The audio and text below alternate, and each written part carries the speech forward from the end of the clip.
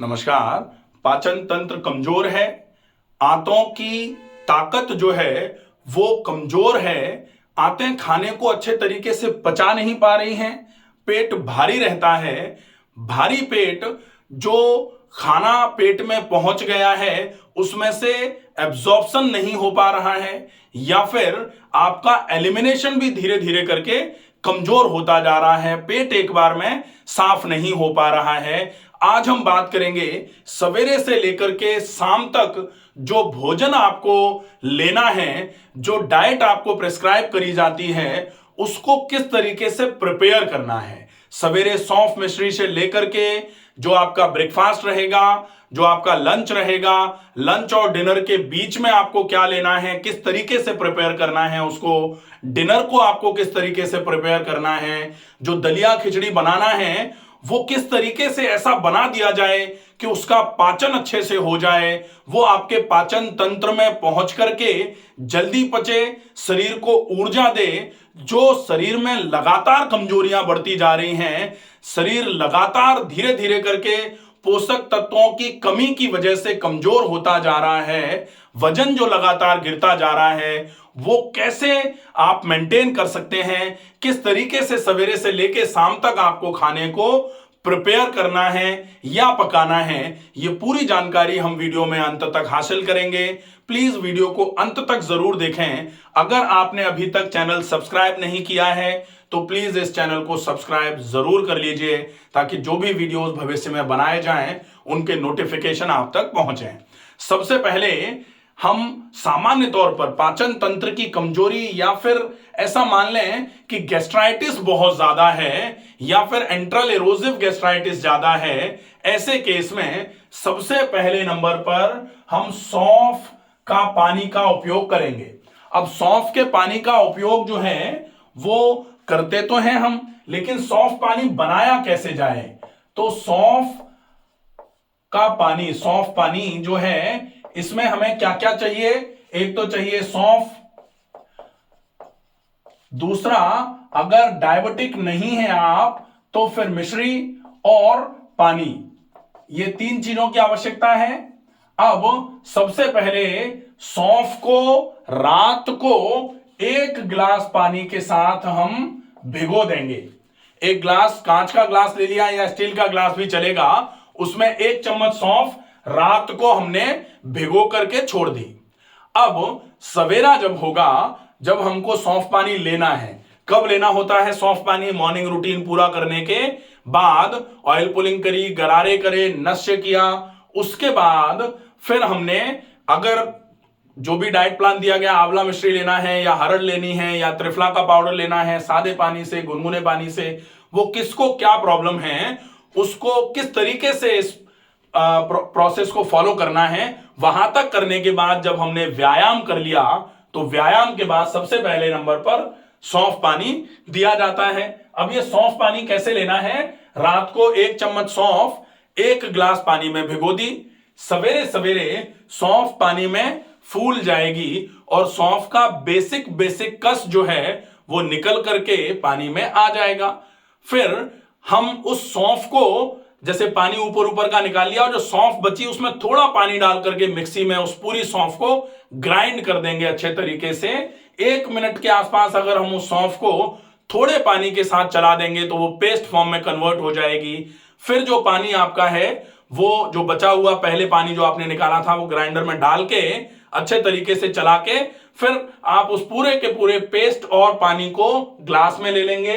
उसमें फिर आधा से 1 चम्मच मिश्री का पाउडर डाल करके फिर आप सवेरे सवेरे ये सौंफ का पानी 1 गिलास पी लेंगे।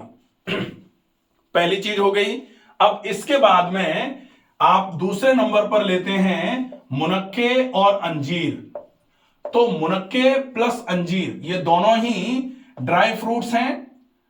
मुनक्कों को अच्छे तरीके से रात को पानी में भिगो लिया, धो लिया अच्छे से। धोने के बाद पॉसिबल अगर हो जाए तो उनको हाथ से इस तरीके से करके खोल करके उनके बीज को निकाल दिया जाए, और बीज निकालने के बाद फिर साफ पानी में आप इन मुनक्कों को डाल दीजिए साफ पानी में, मुनक्के। और इसी तरीके से जैसे 7 मुनक्के ले रहे हैं, 3 अंजीर ले रहे हैं, तो अंजीर को भी पानी में अच्छे तरीके से धो दिया, जो भी धूल मिट्टी लगी होती है वो निकाल दी पूरी। उसके बाद 3 अंजीर और 7 मुनक्के आप साफ पानी में 1 कप पानी में भिगो दीजिए। ठीक है। अब आप सवेरे सवेरे, चूंकि बीज आपने निकाला हुआ है, अब निकले हुए बीज वाले मुनक्के और अंजीर अच्छे तरीके से आपने मुंह में डाल करके चबा लिए, और फिर जो ये पानी था इस पानी को ऊपर से पी लिया। रात को अगर धो करके नहीं भिगोएंगे तो इस पानी में धूल मिट्टी आती है, पीने में दिक्कत आती है। तो रात को अच्छे तरीके से धो करके फिर साफ पानी में भिगोएंगे। कोशिश करें इसको किसी कपड़े से या फिर जाली के ढक से ढक के रखेंगे, ये ध्यान में रखा जाएगा। तो ये आपका हो जाता है अंजीर और मुनक्के। अब अंजीर और मुनक्के के बाद तीसरे नंबर पर सामान्य तौर पर या तो मैस्टिक गम दी जा रही है, और या फिर आपको दिया जा रहा है सफेद कद्दू का जूस। ठीक है। तो अगर मैस्टिक गम ले रहे हैं तो मैस्टिक गम तो च्युइंगम फॉर्मेट में आपको मिल जाती है या ड्राई पाउडर के फॉर्म में मिलती है। तो आप पाउडर फॉर्म में हैं तो फिर 1/4 चम्मच आप निगल सकते हैं पानी के साथ, और अगर च्युइंगम फॉर्म में है तो आपको उसको चबा के खाना चाहिए। अगर सफेद कद्दू का जूस आपको बनाना है तो फिर सफेद कद्दू को अच्छे तरीके से पहले आप पूरा धो लीजिए, अच्छे से, एसगार्ड बोला जाता है इसको। धोने के बाद फिर आप उसमें से जितने कद्दू का जूस आपको बनाना है काट करके उसको छोटे छोटे पीसेज में काट करके, अगर जूसर है तो जूसर में डाल दिया थोड़ा पानी डाल करके, या फिर मिक्सी में अच्छे तरीके से उसको ग्राइंड कर लिया, थोड़ा पानी डाल करके ग्राइंड करना पड़ेगा। उसके बाद आप छलनी से आप उस जूस को छान लीजिए, पानी निकल आएगा, वो पानी आप पी लेंगे। अब जो आपका ये गूदा बचता है सफेद कद्दू का, उस गूदे को आप रख लीजिए। और ये गूदा जो है इसको आप या तो चाहें तो जब रोटी बनाएंगे तो उस रोटी में, आटे में इसको मिला दीजिए, बढ़िया रोटी बनेगी, कोई दिक्कत नहीं है। या फिर अगर आप चाहें तो इस गूदे को किसी भी सब्जी में आप डाल सकते हैं, तो वो ग्रेवी में आप डाल लेंगे तो ये थिक ग्रेवी बना देगा, उसका उपयोग हो जाएगा। ये बहुत अच्छा फाइबर होता है। इसके बाद फिर अब बारी आती है नाश्ते की। तो नाश्ते में आप जो भी खा रहे हैं, सामान्य तौर पर आपको वेजिटेबल दलिया या वेजिटेबल खिचड़ी खाने के लिए बोला जाता है। अब वेजिटेबल दलिया और वेजिटेबल खिचड़ी सबसे पहली बात तो कुकर में नहीं बनानी है। दूसरे नंबर पर कई लोगों को यह सलाह दी जाती है कि आप मिट्टी की हांडी में बना लो, और बहुत सारे लोग तो ये कहते हैं कि साहब जो आप बताते हो वो इतना कैसे हो पाएगा। लेकिन जो परेशान होते हैं वो बहुत कुछ करने को तैयार है। वो ये कहते हैं कि जो करवा लो, हमको जो बताओ हम सब करेंगे, बस ये परेशानी हमसे छूट जाए, ये परेशानी हमारा पीछा छोड़ दे। तो कितना करना है ये डिपेंड करता है कि आपको कितनी प्रॉब्लम है, आप कितने परेशान हो। तो डेफिनेटली अगर आप मिट्टी की हांडी, और आज नहीं तो कल जो चीजें हमसे छूटी हैं पास्ट में, उनको हमें दोबारा अपनाना ही पड़ेगा, नहीं तो स्वास्थ्य लगातार दिन प्रतिदिन नीचे गिरता चला जा रहा है। और वो समय बहुत दूर नहीं है जब हम दोबारा वो सारी आदतों को पकड़ेंगे जो हमने धीरे धीरे करके आगे बढ़ने के चक्कर में पीछे छोड़ दी हैं। तो उनका विशेष ध्यान रखना पड़ेगा। अब जो दलिया और खिचड़ी है, मिट्टी की हांडी अगर आप लेके पकाएं तो बहुत ही अच्छा रहेगा। आप स्वाद देखें, आप उनकी पचना, उनका जो है ना, कितनी जल्दी पच जाएंगी, आप एक बार कभी बना के देख लेना। अगर आप नहीं करना चाहते कोई बात नहीं है, आप स्टील के बर्तन में या फिर मिट्टी के बर्तन में नहीं बनाना चाहते हैं तो लोहे के बर्तन में बना लेंगे। अब बनाना कैसे है, एक तो कुकर में ना बनाया जाए, खुले में बनाएं, बहुत अच्छा रहेगा। जाली से ढक के पकाएं, बहुत अच्छा रहेगा। लेकिन कोशिश करिए कि जो इंग्रेडिएंट्स आप पानी में तुरंत धो करके डालते हैं, जैसे दाल और चावल धो के तो सभी डालते ही हैं कि भाई सब्जी थोड़ा तेल या गाय का घी डाला, उसके बाद थोड़ा सा उसमें जीरा डाल दिया, जीरा डालने के बाद जीरा जैसे ही थोड़ा सा पका, उसमें कटी हुई सब्जियां डाल दी, और ऊपर से थोड़ा सा हल्दी, सेंधा नमक ये डाल करके, सौंफ डाल दी, और ये सब डाल करके ऊपर से आपने दाल और चावल, अगर खिचड़ी बना रहे हैं, दलिया बना रहे हैं, तो जो ब्रोकन व्हीट या फिर जो भी जिस चीज का दलिया बना रहे हैं वो आपने डाला, और फिर पानी डाल करके उसको ढक के पका लिया। अब ये तो होता है एक प्रोसेस। दूसरा होता है इसको और सुपाच्य बनाना है, क्योंकि आपने कुकर में नहीं बनाया तो डेफिनेटली वो बहुत अच्छा है, लेकिन इस अच्छे को भी आपको बहुत सुपाच्य बनाना है, तो फिर आप कोशिश ये करो कि जो आपको दलिया या खिचड़ी बनानी है, तो जो दलिया या फिर दाल और चावल जो आपको कुकर में न डालते हुए खुले में जो पकाना है, उसमें आप क्या करोगे, जैसे आपको नाश्ता बनाना है 9 बजे, तो फिर आप उसको सवेरे जागते ही जैसे 5 बजे, या फिर बहुत ही अच्छा रहे कि रात को ही आप प्रिपेयर कर दो।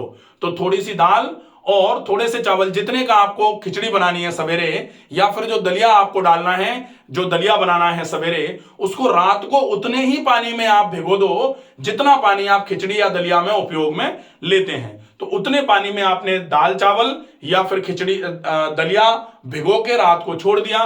साफ पानी में पहले अच्छे तरीके से धो लिया जाएगा, धोने के बाद फिर आपको उतने पानी में भिगो करके रात को छोड़ देना है। तो रात भर ओवरनाइट सोक्ड जब होगा तो वो फूल जाएगा, बिल्कुल वो कच्चा नहीं, वो बिल्कुल सख्त नहीं रहेगा, वो फूल जाएगा। फिर उसके बाद आप सवेरे जो दलिया या खिचड़ी की जो प्रिपरेशन करते हो, आप थोड़ा सा तेल या घी डालो, उसके बाद थोड़ा सा आप उसमें जीरा डाल दो, फिर आप कटी हुई सब्जियां डाल दो, फिर आप उसके बाद सब्जियों के ऊपर से हल्दी और सेंधा नमक और सौंफ डाल दो। उसके बाद जो आपने वो दलिया और वो पक जाए जब अच्छे से थोड़ा सा, उसके बाद फिर जो दलिया या खिचड़ी आपने रात को भिगो के दाल चावल या दलिया रखा था, वो उसमें पूरा पहले वो सॉलिड पार्ट निकाल के डाला और उसके बाद वही वाला पानी आप डाल दो, क्योंकि रात को जब आप सोक करते हो तो उसमें कुछ कंटेंट जाते हैं आपके, तो वो पानी आप उपयोग में ले लो और उसके बाद फिर आप अच्छे तरीके से उसको खदक जाने दो खुले में जाली ढक करके। और आप उस दलिया या खिचड़ी को खा के देखना, आपके पाचन तंत्र की कमजोरी है। अब कमजोर पाचन तंत्र पे आप जितना ज्यादा भारी या पचने में भारी भोजन डालोगे, उतना ही ज्यादा आपका पाचन तंत्र और परेशान होगा और कमजोर होता चला जाएगा। इसलिए ये पकाने की जो विधि है, ये जो प्रिपरेशन है पकाने के पहले की, अगर आप ये करना चालू कर देंगे, डेफिनेटली आपको बहुत अच्छा लाभ होना चालू हो जाएगा। इसके बाद अब आप देखते हैं कि जो दोपहर को रोटी आपको बनानी है, ये सवेरे का हो गया नाश्ता। इसके बाद अब आपको रोटी बनानी है दोपहर में। तो रोटी बनाने के लिए सबसे पहले तो आटा जो हो वो थोड़ा मोटा पिसवाया जाए, गोल आटा जिसको बोलते हैं। और मोटा आटा आप रोटी बनाने के कम से कम आधे पौन घंटे पहले लगा के रख दो। आप लगा के आटे को रख दो कपड़े से ढक करके या जाली से ढक करके, और फिर आप सब्जियां जो दोपहर में बनाना चाह रहे हैं, उन सब्जियों में अगर आपको जैसे लौकी, तोरई, टिंडा, तो इनको आप अच्छे तरीके से पहले धो के रख दो। अच्छे से धो के रखेंगे तरीके से तो वो सब्जियां ठीक है। अब इन सब्जियों में तो अपने को गलाने की आवश्यकता नहीं है, क्योंकि ये तो पहले से ही फ्रेश वेजिटेबल्स हैं, कच्ची वेजिटेबल्स जो हैं, इनको रात भर गला के रखने की आवश्यकता नहीं है। लेकिन अगर आप चने की सब्जी बना रहे हैं तो चना तो आप खा ही नहीं सकते, क्योंकि अगर पेट भारी है, पाचन तंत्र कमजोर है, चना बहुत पचने में भारी है। सोयाबीन आप खा नहीं सकते। अगर आप छोले बनाना चाहते हैं खा नहीं सकते, राजमा बनाना चाहते हैं खा नहीं सकते, क्योंकि ये सारी चीजें अगर आप खाओगे तो ये तो कितना भी आप रात को गला के रख देना, सवेरे उबाल लेना, उबले हुए को आप अंकुरित कर लेना या अंकुरित करने के बाद उबाल लेना, ये फिर भी नहीं पचेंगे, क्योंकि ये पचने में भारी हैं। अगर आपको मूंग की दाल बनानी है तो मूंग की दाल को आप भिगो के रख सकते हैं, उसके बाद फिर आप मूंग की दाल बनाएंगे, बहुत अच्छा रहेगा। आप आटा जैसे 1 घंटे पहले लगा लिया, 40 मिनट पहले लगा लिया, आधे घंटे पहले मैक्सिमम लगा सकते हैं। तो ये आटा लगा के आपने रखा। सब्जियां जो आपको बनानी है, लौकी, तोरई, टिंडा, परवल, कद्दू, ये सब्जियां हैं। इन सब्जियों को आप बनाओ। कोशिश ये करो कि आप इन सब्जियों को खुले में बनाओ, और जब आप सब्जी बना रहे हो तो बहुत जल्दी में नहीं रहना है। आप पानी डाल दो अच्छे तरीके से और सब्जी को अच्छे तरीके से खदक जाने दो। पानी जो है वो सब्जी, पहले तो कहा जाता था कि लौकी तोरई तो खुद ही पानी छोड़ती है, इसमें पानी डालने की आवश्यकता नहीं है। लेकिन आजकल चूंकि बहुत सारे पेस्टिसाइड्स का यूज किया जा रहा है, तो लौकी को आपको पकाने में टाइम लगेगा।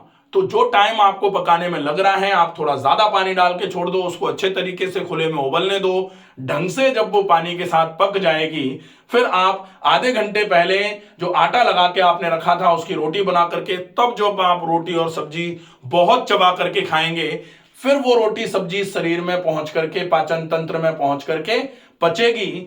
तब जाकर के वो आपके शरीर को अच्छे तरीके से ऊर्जा दे पाएगी। इस भोजन को बहुत चबा के खाया जाएगा। अब दोपहर का भोजन आपका हो गया। दोपहर के भोजन में आपने रोटी सब्जी ले ली, आप छाछ लेते हैं। छाछ खट्टी नहीं होनी चाहिए। छाछ खट्टी नहीं हो इसके लिए क्या करना है, रात को जब आप जामन लगा रहे हैं दही दूध में दही बनाने के लिए, तो फिर दूध में जामन, एक तो जामन जो लगाते हैं वो खट्टा नहीं होना चाहिए। अगर जामन बहुत खट्टा है, आप दूध में डाल करके जामन लगा रहे हैं, वो दही पूरा खट्टा हो जाएगा। अब जामन खट्टा नहीं होना चाहिए, ये ध्यान रखना है। दूसरा, जामन जरा सा ही डालना है। अगर अपन भर के डाल देंगे तो निश्चित ही वो पूरा का पूरा दूध जो है वो दही में कन्वर्ट तो होगा, लेकिन दही बहुत खट्टा हो जाएगा। और कोशिश करनी है कि आप जब खट्टा जैसे जामन जो लगा रहे हैं वो थोड़ी सी, जैसे छोटी उंगली में लेकर के इस तरीके से भी अगर आपने चला दिया पूरे दूध में, बस हो गया उतना।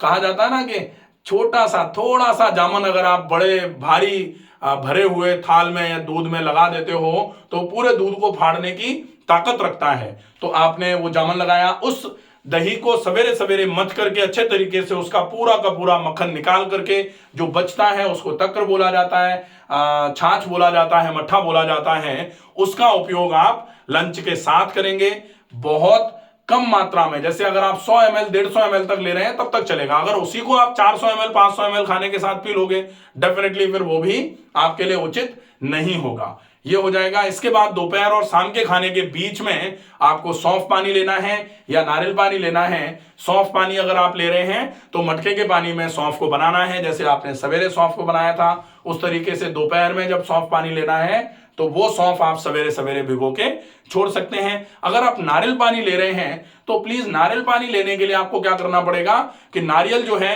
वो आप लेके आ गए, नारियल का पानी आपने निकाल दिया, लगभग 10 से 15 मिनट पहले आप उसको आइदर फ्रिज में रख दीजिए या फिर फ्रिज में जो ठंडा पानी होता है एक बाउल में वो ठंडा पानी ले लिया, कांच के ग्लास में नारियल का पानी भरा और उस बाउल में वो कांच का ग्लास रख दिया। तो ठंडे पानी की ठंडक से वो नारियल का पानी जो है वो शीतल प्रकृति का हो जाएगा। वो आपके पेट के लिए और बहुत उपयोगी होगा और बहुत अच्छे तरीके से फायदा देने का काम करेगा। इसलिए जो नारियल पानी, जैसे धूप में नारियल रखे हुए हैं वहां जाके आप पानी पी रहे हैं तो वो पानी डेफिनेटली आपके लिए उतना ज्यादा फायदेमंद नहीं रहता है। टेंडर कोकोनट वाटर की बात होती है। टेंडर कोकोनट वाटर का मतलब होता है बिल्कुल थिन वाटर आएगा, बिल्कुल डाइल्यूटेड फॉर्म में आएगा, पियोगे आपको तर करेगा वो।